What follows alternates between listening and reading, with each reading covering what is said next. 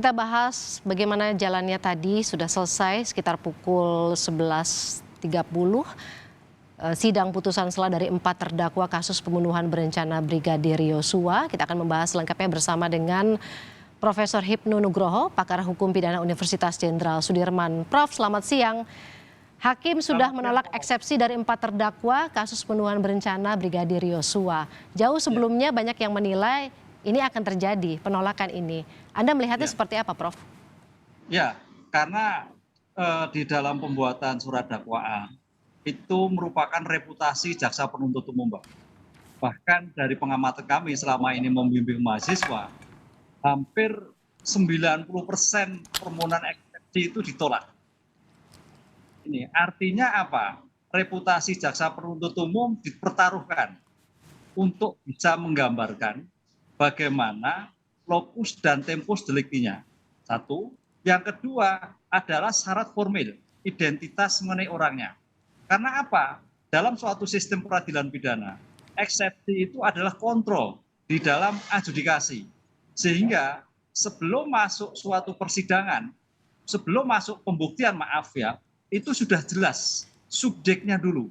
Karena kalau nanti subjeknya jelas, itu tidak terjadi error persona. Demikian juga tentang objek suatu peristiwa, lokus dan tempus juga tidak terjadi suatu kesesatan, mistak.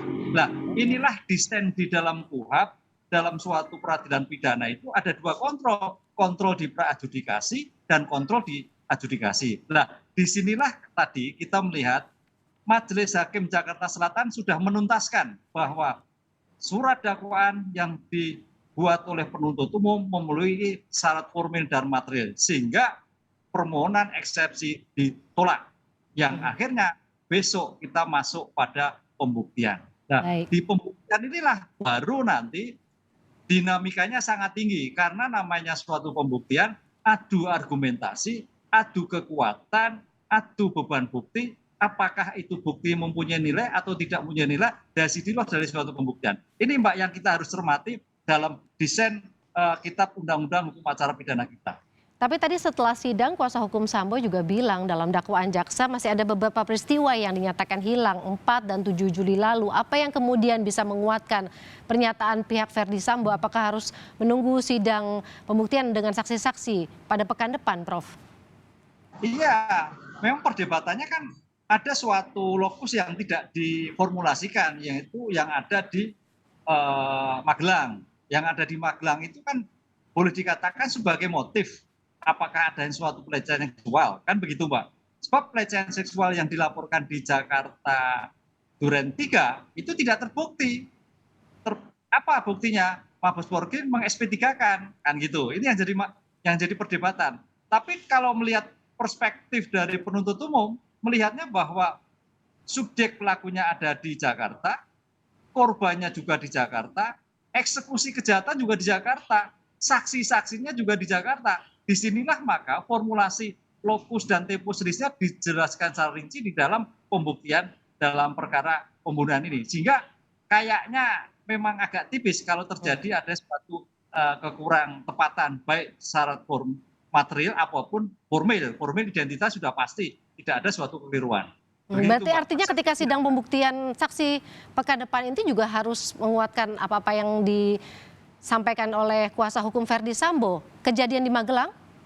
Oh iya, justru disinilah kalau nanti masuk suatu persidangan, itu masing-masing pihak, apakah jaksa penuntut umum, apakah penasihat hukum, bisa menghadirkan saksi walaupun tidak disebutkan dalam BAP.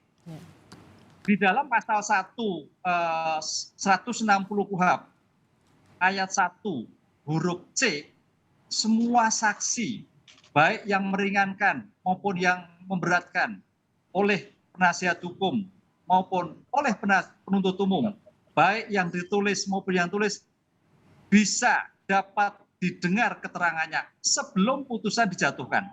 Artinya celah yang disampaikan Bu PC nanti adalah apa yang di Magelang bisa diajukan di dalam persidangan nanti. Karena justru gini Mbak, justru ini kan motif. Motif, Bu PC selama ini belum bisa memberikan motif yang jelas. Pelecehan seksualnya seperti apa? Kan gitu Mbak.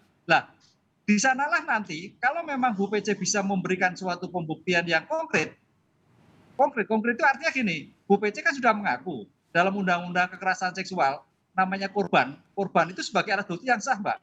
Tapi pertanyaannya, kita menganut teori negatif Wetterlek. Kalau hanya satu alat bukti tidak mempunyai kekuatan sebagai alat bukti, makanya perlu ada bukti yang lain, dua alat bukti. Undang-undang menentukan dua alat bukti, hakim yang menentukan oh terjadi pelecehan seksual. Baru itu yang nanti bisa meringankan pada Bu Pece. Baik, kalau begitu saksi-saksi yang akan dihadirkan ini kan tadi dikatakan ada 12 saksi yang sama dengan sidang Eliezer pada pekan ini, keluarga atau mayoritas keluarga dari Yosua. Ini juga artinya tidak bisa kemudian membantu karena ke-12 saksi ini tidak mengikuti semua atau melihat semua kejadian dari awal sampai akhir begitu, termasuk di Magelang. Nanti akan seperti apa ini, Prof? Ya, ini kan saksi korban.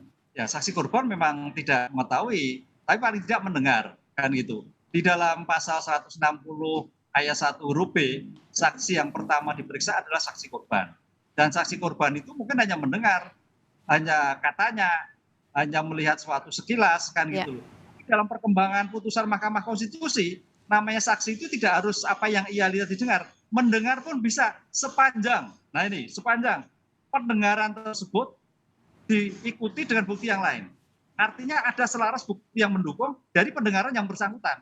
Itu Mbak, inilah yang harus dipahami sekarang ini. Jadi konteks melihat mendengar sendiri itu sudah berubah. Karena dalam rangka sekarang itu yang penting bukti itu ada keselarasan antara yang disampaikan dengan bukti yang ditemukan. Sehingga masing-masing korban tadi yang menyampaikan itu ternyata ada bukti yang mendukung mempunyai kekuatan suatu pembuktian. Walaupun si korban tidak melihat, tidak mendengar sendiri. Baik, lalu untuk saksi yang mungkin bisa menguatkan alibi dari Ibu Putri terkait dengan pelecehan seksual, siapa yang harus kemudian dihadirkan, Prof? Karena memang ini yang masih juga ditunggu. Ya, inilah PR penasihat hukum. Nah, PR penasihat hukum karena penasihat hukum kemarin juga menyatakan ada beberapa bukti yang akurat di dalam pelecehan seksual. Nah, inilah yang ditunggu. Karena saya melihat konsep Bu Pece terhadap pelecehan seksual inilah yang menjadi nilai tersendiri. Apakah ini nanti memberatkan atau mengurangkan? Nah gitu, itu yang jadi. Sehingga satu-satunya Bu Pece penasihat hukum harus mencari data, mencari bukti yang akurat. Apa yang disampaikan Bu Pece itu benar adanya. Buktinya apa? Oh saksi verbalnya E, non verbalnya E, oh bukti yang lain J dan sebagainya. Itulah yang harus diformulasikan. Kalau itu nanti betul apa yang terjadi, ya akan meringankan Bu Pece. Baik. Bahkan ini juga akan meringankan FS karena namanya suatu kejahatan itu ada motif yang sangat mengganggu dalam kehidupan rumah tangga, motif yang sangat merisaukan nama keluarga besar, kan seperti itu Mbak. Nah ini yang jadikan dasar kenapa sampai suatu peristiwa pembunuhan terjadi itu terjadi motif yang sampai sekarang masih dipendam. Motif yang masih juga akan ditunggu begitu ya, Prof ya. Prof, kita akan melanjutkan perbincangan ini usai jeda, masih di Breaking News Kompas TV.